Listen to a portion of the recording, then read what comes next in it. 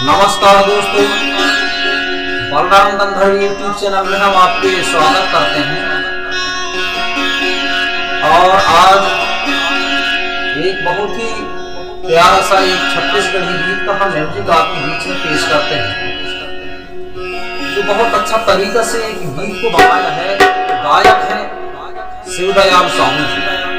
उनके गीत को हम आपके बीच में आज उनके गीत की म्यूजिक हम पेश करते हैं। तो यह वीडियो को आप जरूर से जरूर लाइक शेयर सब्सक्राइब कीजिए, दूसरे तक पहुंचाइए।